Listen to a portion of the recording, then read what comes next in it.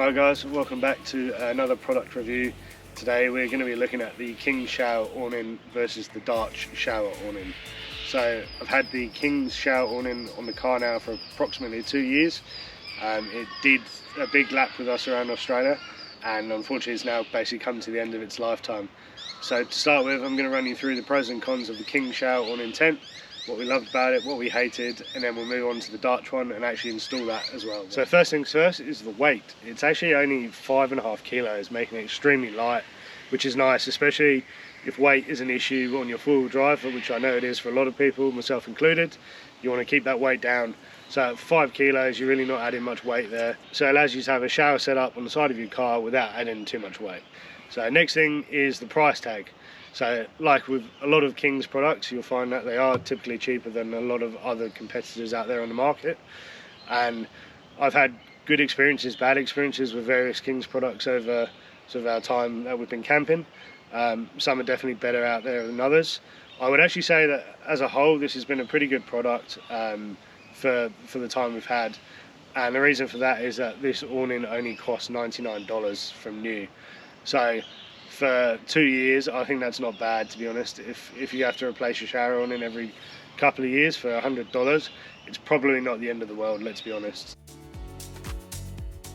We're going to start by opening up the King's awning. I'll show you how quick and easy it is to set up and what that looks like.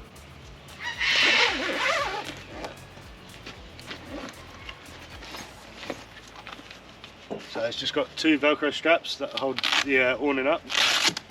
Undo those.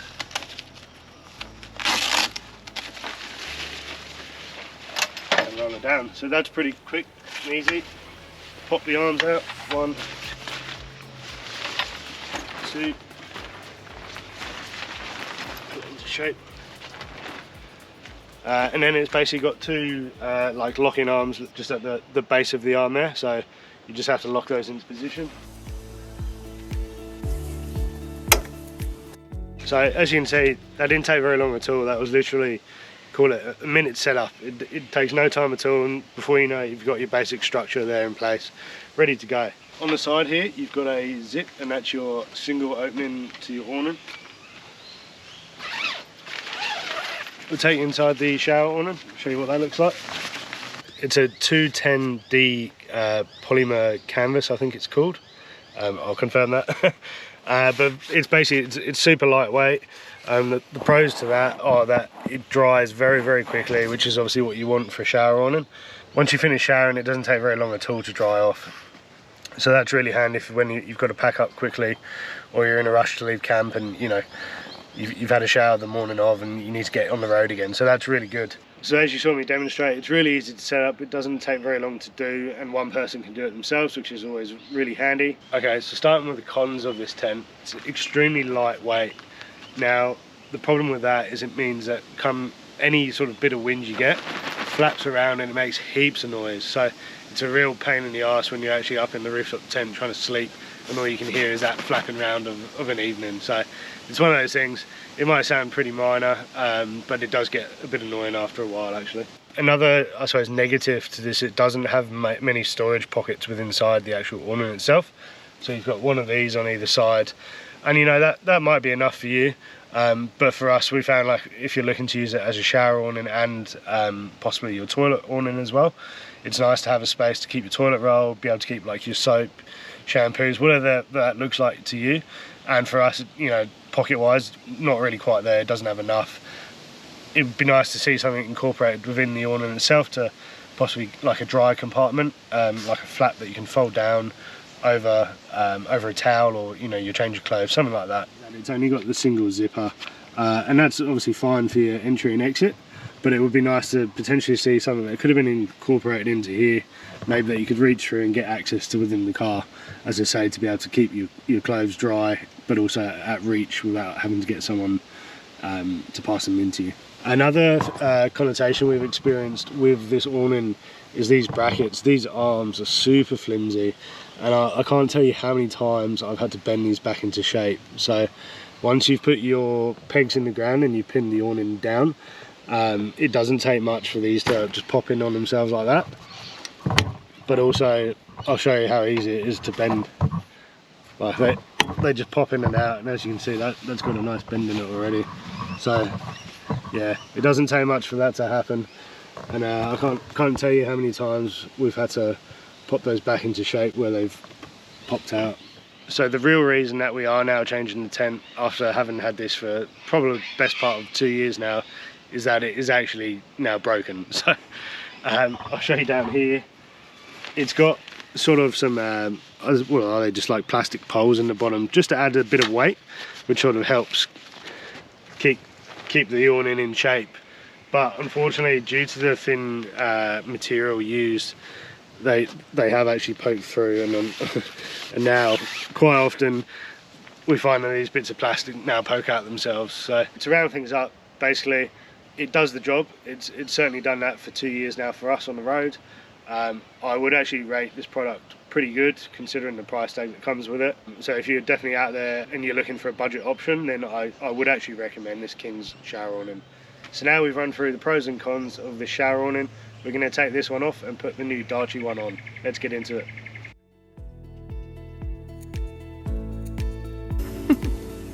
Okay, and now onto the Darchi Eclipse shower awning. So this is what you find in the box. You've got your shower awning itself, instruction manual, and inside the bag you get your nylon locking nuts and bolts. You actually get a ratchet spanner, which is really quite rare to be honest, so that was nice to see. Come included. Then you've got your mounting hardware, your clip to hold your shower head, and then they provide you with 4 pegs, 1 for each corner to hold the awning in place. Alright, so now we've seen what's in the bag, let's assemble it. Alright, so first things first, you're going to pop the cap off the end of the rail there, and then you've got 4 M8 20mm bolts that just slide into the channel, 2 in the top, 2 in the bottom, like so. So once you put your 4 20mm bolts in, grab one of your L-shaped brackets, and that just literally sits over the top of those. Put your washers on,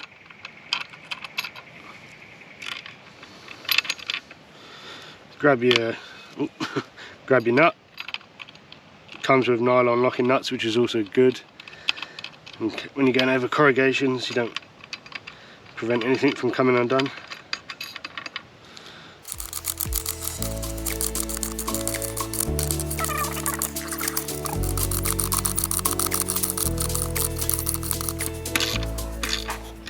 So once you've done one side, you're just going to repeat the process, do the same thing again.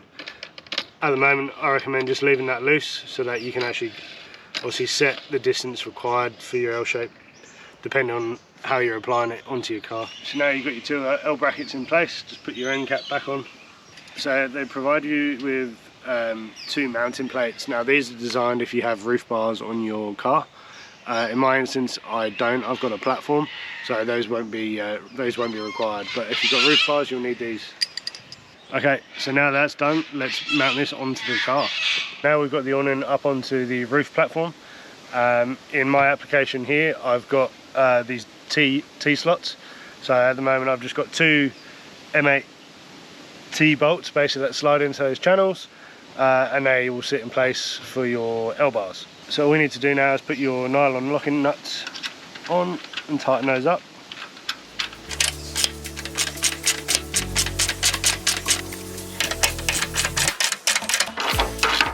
Okay, so now for the exciting part, we get to look at what the new awning looks like.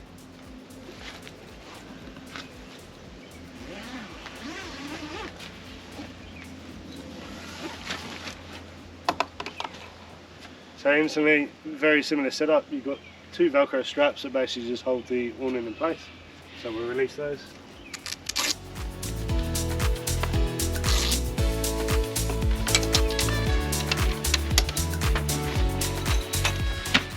Okay, once you've got those unstrapped, you can just walk the arms of the awning out. I don't know if you heard that click. The arms on this are much better. They've got a proper locking mechanism as opposed to the King, so I'll show you what that looks like shortly.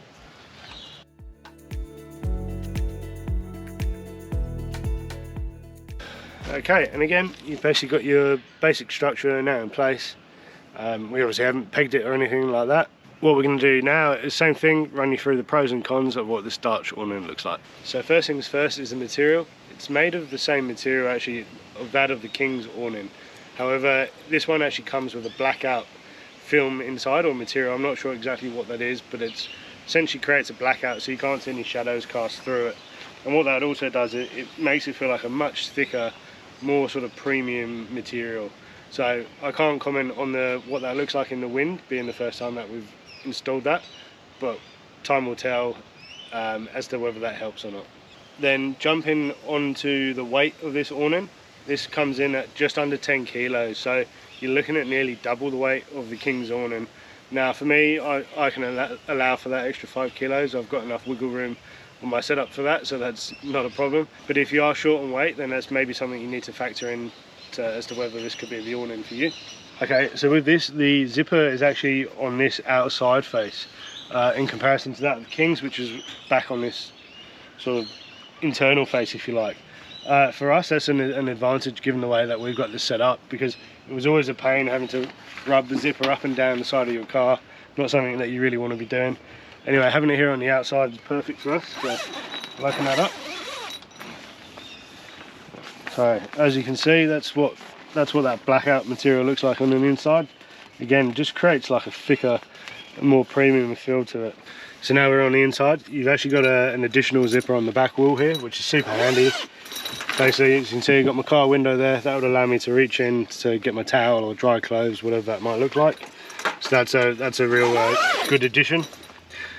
We do only have 2 pockets here, similar to that of the King's. However, both of those were just this mesh style. At least on this one, we do have like a dry pocket, which is nice. Keep your valuables, or to be honest, for us, what that might look like is keeping our toilet roll on here, given that we use this as a toilet cubicle as well. So that means that we can keep our toilet roll nice and dry, because we've had that issue in the past. It does come with 2 D loops as well. I'm not quite sure what you'd use those for, but I'm assuming to hang something off of. So another great addition with the Eclipse awning is it comes with a roof as well. So let's throw that on, see what it looks like.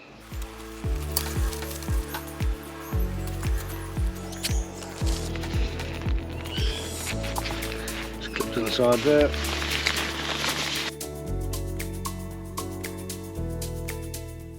Essentially there's a Velcro strap on the back of the awning itself. Anyway, that just velcros on one side, and then you've got 4 hooks, 1 in each corner. Clips on, slides over, and that's it basically. Anyway, super dark inside when the roof's on, but it comes with an LED strip light. So have a look at that. So in case you need to shower in the dark and it's raining, it gives you a nice LED strip light at the back there to light the awning up, which is fantastic. So that's a really welcomed addition, that one. Okay, well that concludes today's reviews on the Dutch Eclipse shower awning and the King's shower awning. I can't obviously comment on the longevity of this product yet, given that we've only installed it, but keep an eye on this space. In the coming months I'll be sure to keep you guys updated as to what I do and don't like about this.